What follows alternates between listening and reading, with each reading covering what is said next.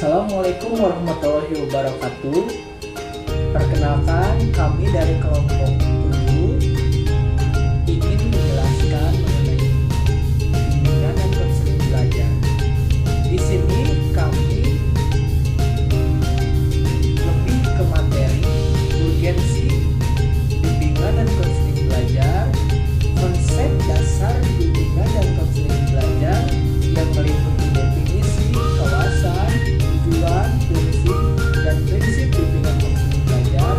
Lalu kami juga akan menjelaskan mengenai bentuk layanan bimbingan dan konseling belajar, meliputi layanan preventif, kuratif, dan development. Sebelum ke materi, bolehlah saya mengenalkan orang-orang yang ada di kelompok kami. Yang pertama yaitu adalah Teh Siti Nur Anissa, kemudian Teh Rizka Adelia Putri, kemudian ada Muhammad Yunus Nurdiansah, dan saya sendiri yaitu Hadi Setiawan. Untuk pemateri pertama mengenai urgensi dan definisi, saya persilahkan Teh Siti Nur Anissa untuk menjelaskannya. Mangga Teh Siti. Untuk materi pertama yaitu urgensi bimbingan dan konseling belajar serta definisi bimbingan dan konseling belajar. Yang pertama yaitu adanya urgensi bimbingan dan konseling belajar dalam pendidikan, yaitu termasuk fungsi pelayanan bimbingan dan konseling belajar, tujuan dari bimbingan dan konseling belajar, serta faktor yang menjadi latar belakang bimbingan dan konseling belajar. Bila tujuan pendidikan pada akhirnya adalah pembentukan manusia yang utuh, maka proses pendidikan harus dapat membantu siswa mencapai kematangan emosional dan sosialnya.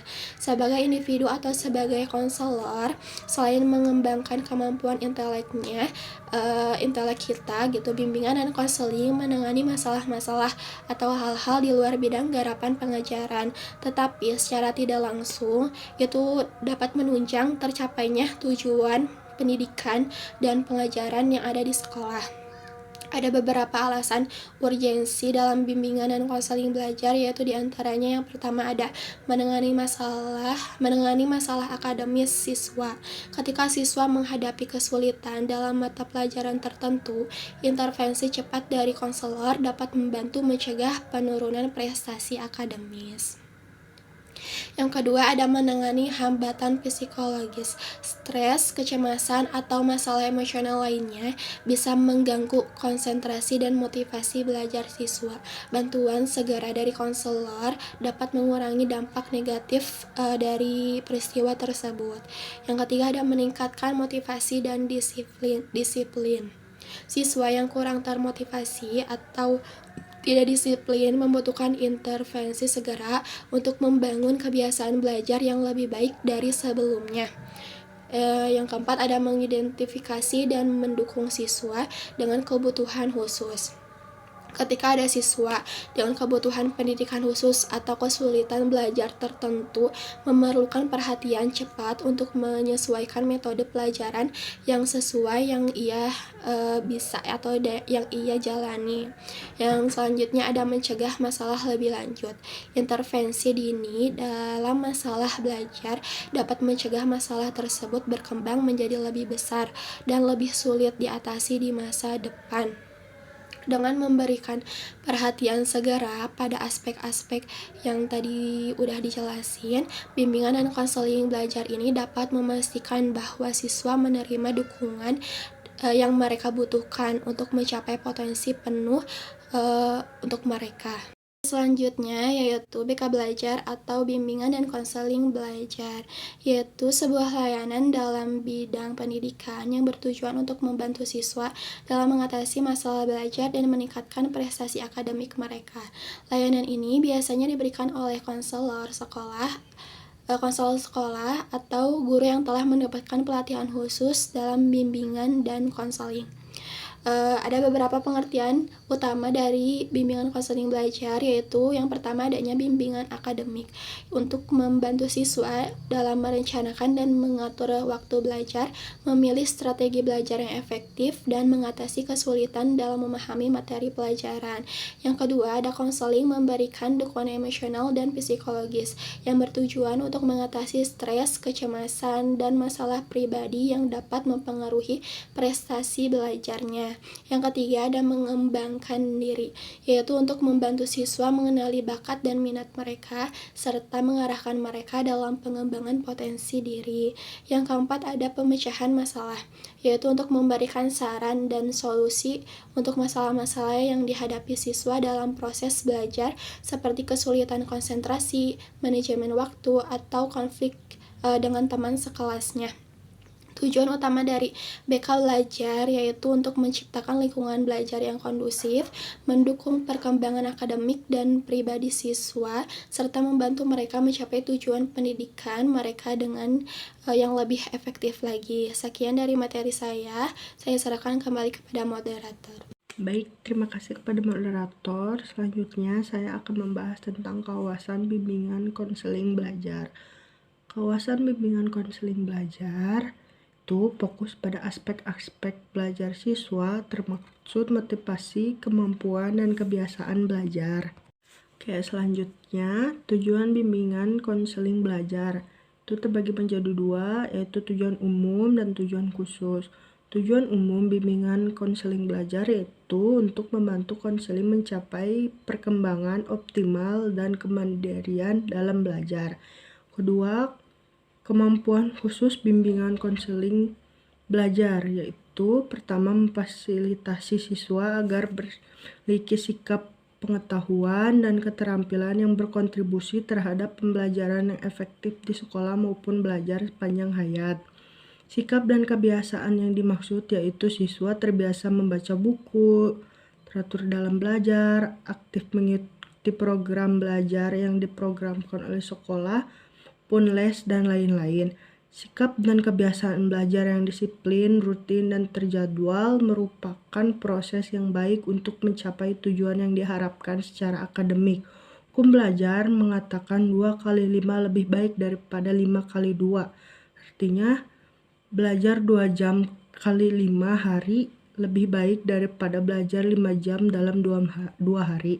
Keterampilan belajar yang dimaksud yaitu siswa mengenali cara belajar yang cocok untuk dirinya. Sebagian orang mungkin memahami konsep dapat dibantu dengan gambar, dan tetapi sebagian yang lain mungkin sekali membaca langsung paham. Ketika siswa menyadari akan kemampuan memahami konsep melalui skema atau gambar, maka sebaiknya ia menerapkan metode tersebut dalam kehidupannya di sekolah maupun ketika ia mampu berada di dunia pekerja.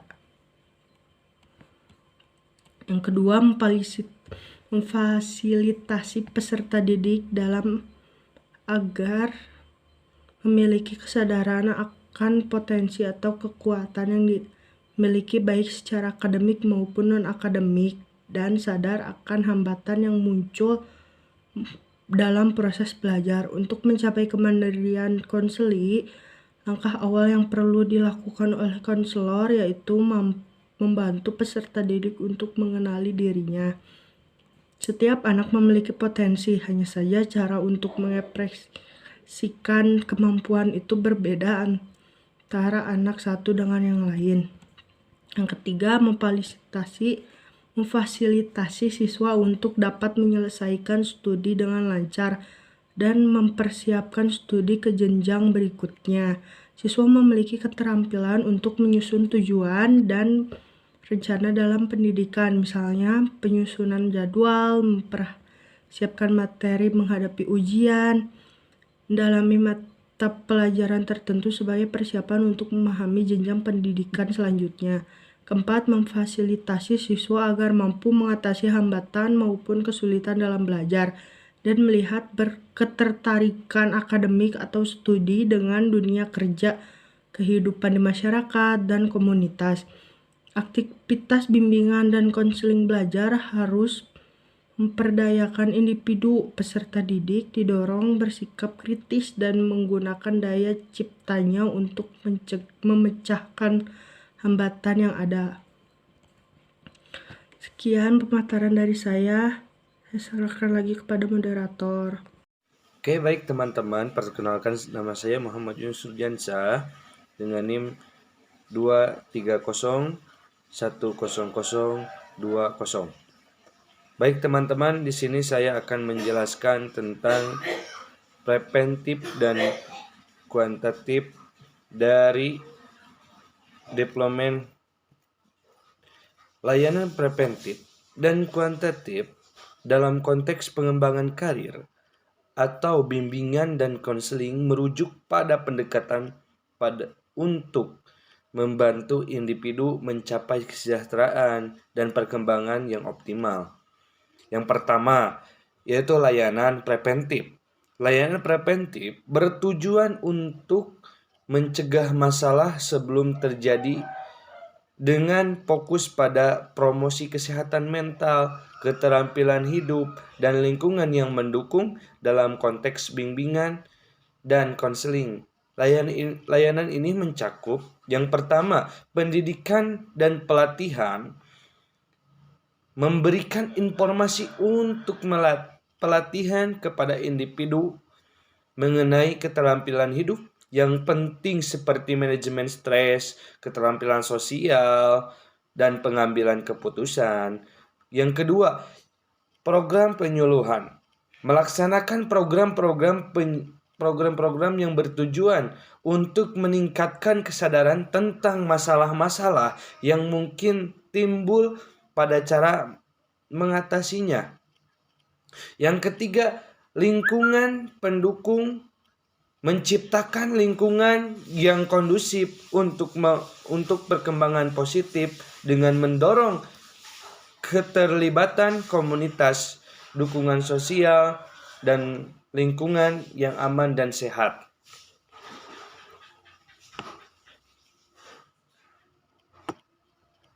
Yang kedua yaitu layanan kuantitatif. Layanan kuantitatif difokuskan pada intervensi setelah masalah muncul dengan tujuan untuk menyembuhkan atau mengurangi dampak negatif dari masalah tersebut dalam bimbingan dan konseling. Layanan ini mencakup yang pertama, konseling individual. Memberikan dukungan dan strategi kepada individu untuk mengatasi masalah yang mereka hadapi seperti masalah emosional, perilaku, atau akademik. Yang kedua yaitu terapi kelompok, menggunakan dinamika kelompok untuk memberikan dukungan dan solusi bagi individu yang masalah yang serupa. Yang ketiga yaitu intervensi krisis, memberikan bantuan segera dalam situasi krisis untuk mengurangi dampak emosional dan psikologis yang serius. Mungkin itu saja yang bisa saya sampaikan. Lanjut saja ke selanjutnya. Terima kasih. Di sini saya Hadi Setiawan akan menjelaskan mengenai prinsip bimbingan dan konseling belajar dan juga fungsi bimbingan dan konseling belajar. Yang pertama akan saya jelaskan itu prinsip bimbingan dan konseling belajar. Supaya kegiatan belajar mencapai tujuan dan hasil yang maksimal dan baik, maka seseorang pembelajar atau guru itu paham akan prinsip belajar. Jika tidak paham, maka akan terjadi kesulitan pada seorang guru dalam menyusun cara-cara atau strategi dalam belajar, dalam menentukan metode belajar, apalagi mengingat bermacam-macamnya keadaan siswa di sekolah, serta karakter siswa yang bermacam-macam pula. Mengingat hal tersebut, berikut adalah prinsip belajar yang harus dipahami oleh para guru dan konselor menurut Geigne. Beberapa prinsip yang dimaksud adalah yang pertama, keterdekatan atau contiguity. Kemudian ada juga pengulangan atau repetition dan penguatan atau reinforcement. Prinsip keterdekatan menyatakan bahwa situasi stimulus yang hendak direspon oleh pembelajar harus disampaikan sedekat mungkin waktunya dengan respon yang diinginkan. Prinsip pengulangan menyatakan bahwa situasi stimulus dan responnya perlu diulang-ulang atau dipraktikkan agar pembelajar dapat diperbaiki dan meningkatkan retensi belajar. Kemudian ada juga prinsip penguatan menyatakan bahwa belajar sesuatu yang baru akan diperkuat apabila belajar yang lalu diikuti oleh perolehan hasil yang menyenangkan. Dengan kata lain, pembelajar akan kuat motivasinya untuk mempelajari sesuatu yang baru apabila hasil belajar yang telah dicapai mendapatkan penguatan. Ketiga prinsip tersebut sebagai prinsip eksternal. Adapun tiga prinsip, yaitu prinsip internalnya, yaitu informasi faktual, kemahiran intelektual, dan strategi. Informasi verbal dapat diperoleh melalui tiga cara, yaitu dikomunikasikan kepada pembelajar, dipelajari oleh pembelajar sebelum memulai belajar baru, dan dilacak dari memori karena informasi itu telah dipelajari dan disimpan di dalam memori selama berbulan-bulan atau bertahun-tahun yang lalu.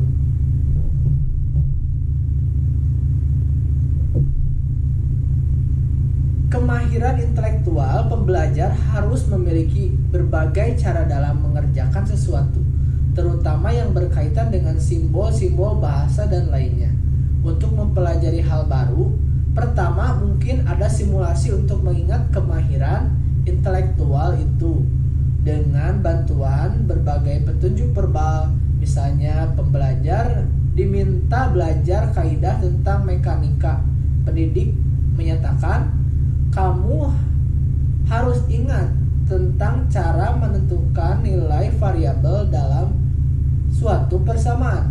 Perlu diketahui bahwa kemahiran intelektual tidak dapat disajikan melalui petunjuk lisan atau petunjuk tertulis yang disampaikan oleh pendidik. Kemahiran intelektual harus telah dipelajari sebelum agar dapat digunakan atau diingat ketika diperlukan. Strategi setiap aktivitas belajar memerlukan pengaktifan strategi belajar dan mengingat.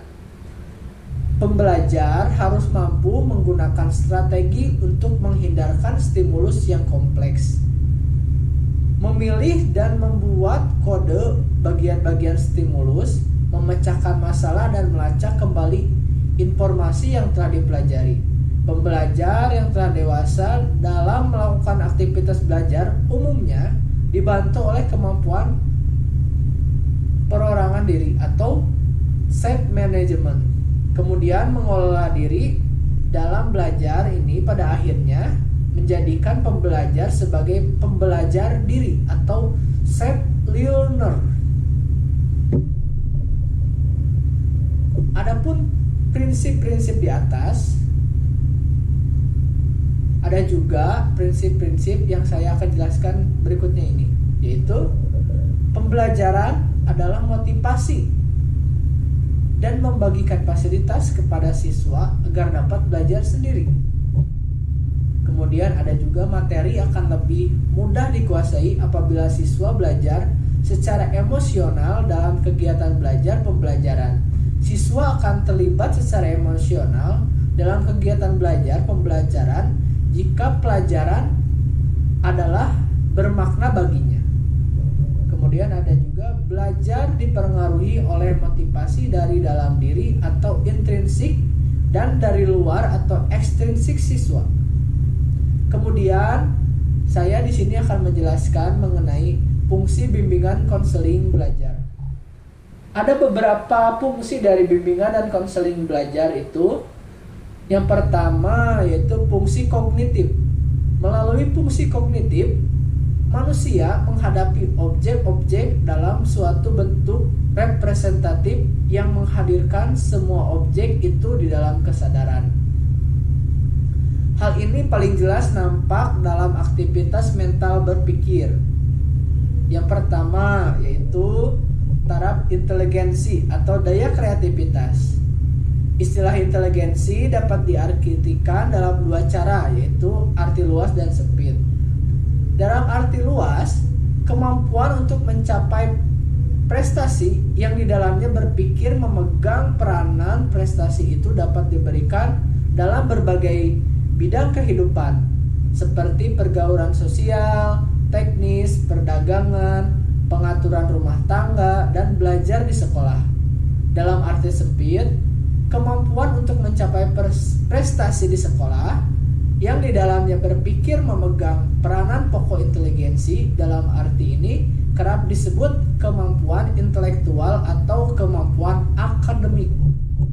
Kemudian ada juga bakat khusus, merupakan kemampuan menonjol dari suatu bidang tertentu, misalnya di bidang studi matematika, bahasa asing. Orang sering berpendapat bahwa semua bakat khusus merupakan suatu yang langsung diturunkan oleh orang tua. Misalnya bakat khusus di bidang matematika diperoleh dari orang tua melalui proses generasi biologis. Pendapat ini ternyata tidak benar. Bakat khusus adalah sesuatu yang dibentuk dalam kurun waktu sejumlah tahun dan merupakan perpaduan dari taraf inteligensi pada umumnya atau general ability, komponen inteligensi tertentu, pengaruh pendidikan dalam keluarga dan di sekolah, minat dari subjek sendiri. Kemudian ada organisasi kognitif, menunjuk pada cara materi yang sudah dipelajari disimpan dalam ingatan, apakah tersimpan secara sistematis atau tidak. Kemudian ada kemampuan berbahasa, mencakup kemampuan untuk menangkap inti sesuatu bacaan dan merumuskan pengetahuan dan pemahaman yang diperoleh itu dalam bahasa yang baik, sekurang-kurangnya bahasa tertulis. Kemudian ada daya fantasi, berupa aktivitas kognitif yang mengandung banyak pikiran dan sejumlah tanggapan yang bersama-sama menciptakan sesuatu dalam alam kesadaran. Kemudian ada cara belajar, yaitu merupakan cara belajar yang khas bagi siswa. Gaya belajar mengandung beberapa komponen, antara lain gaya kognitif dan tipe belajar. Gaya kognitif adalah cara khas yang digunakan seseorang dalam mengamati dan beraktivitas mental di bidang kognitif. Cara khas ini bersifat sangat individual yang kerap kali tidak disadari dan sekali terbentuk cenderung bertahan terus. Kemudian yang kedua itu adalah fungsi dinamik konatif. Fungsi psikis yang berkisar pada penentuan sesuatu tujuan dan pemenuhan sesuatu kebutuhan yang disadari dan dihayati. Semakin tinggi tahapan perkembangan anak, semakin boleh diharapkan bahwa siswa mampu berpartisipasi dalam proses belajar mengajar secara aktif dengan suatu tujuan, yaitu terdiri dari karakter, hasrat, berkehendak. Karakter atau watak menunjuk pada suatu aspek dalam kepribadian, yang mana karakter ini ialah keseluruhan hasrat pada manusia yang terarah pada suatu tujuan yang mengandung nilai moralitas. Kemudian ada motivasi belajar. Motivasi belajar ini adalah keseluruhan daya penggerak psikis di dalam diri siswa yang menimbulkan kegiatan belajar, menjamin kelangsungan kegiatan belajar, dan memberikan arah pada kegiatan belajar itu demi mencapai suatu tujuan.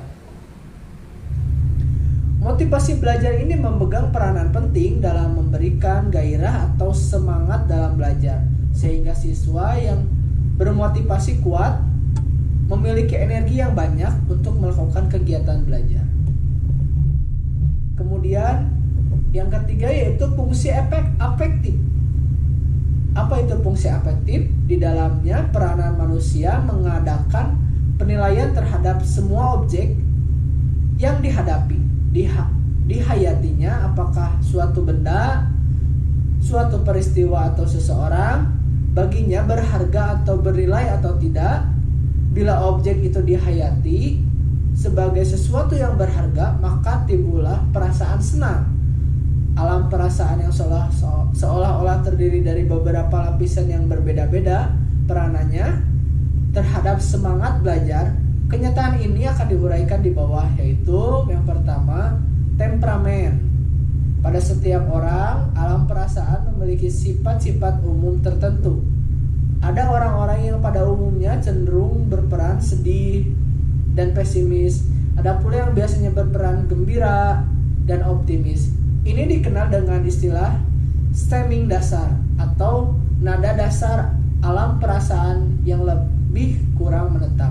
Kemudian ada perasaan. Perasaan merupakan suatu momentan atau intensional. Momentan berarti bahwa perasaan timbul pada saat tertentu. Kemudian ada sikap, yaitu setiap individu atau orang yang bersikap tertentu cenderung menerima atau menolak sesuatu objek berdasarkan penilaian terhadap objek itu sebagai hal yang berguna atau berharga baginya atau tidak. Dengan demikian, siswa yang memandang belajar di sekolah pada umumnya atau bidang studi tertentu sebagai sesuatu yang sangat bermanfaat baginya akan memiliki sifat positif.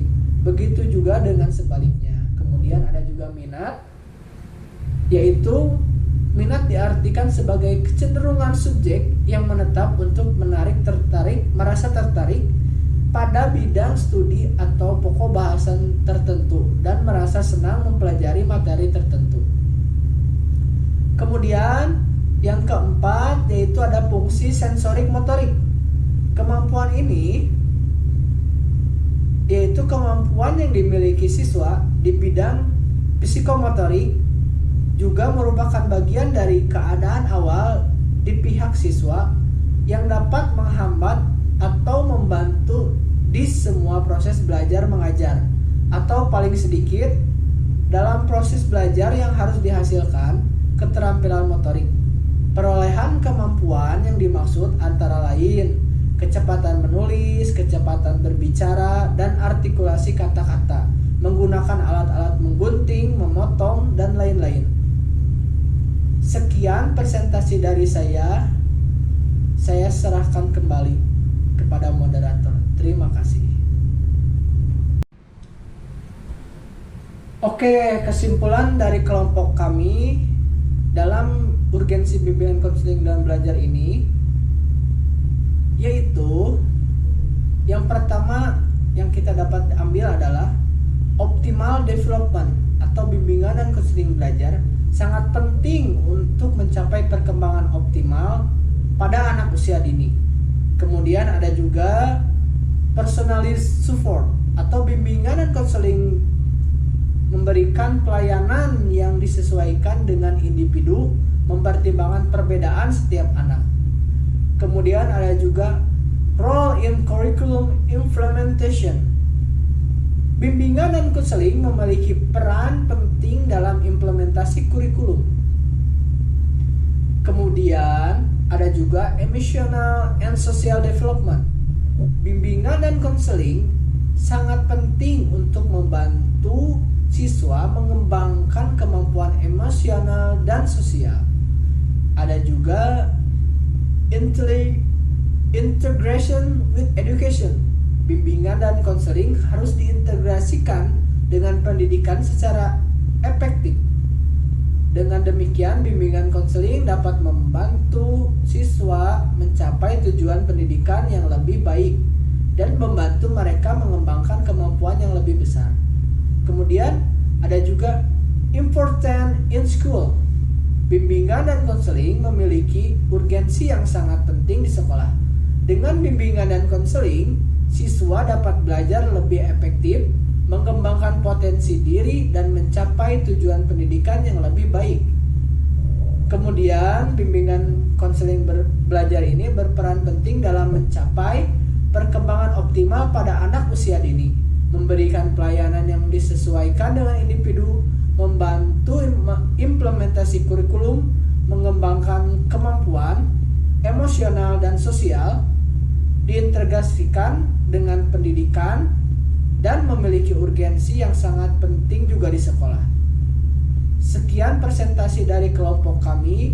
Mohon maaf bila ada kesalahan dan kata-kata yang tidak mengenakan. Kami ucapkan terima kasih.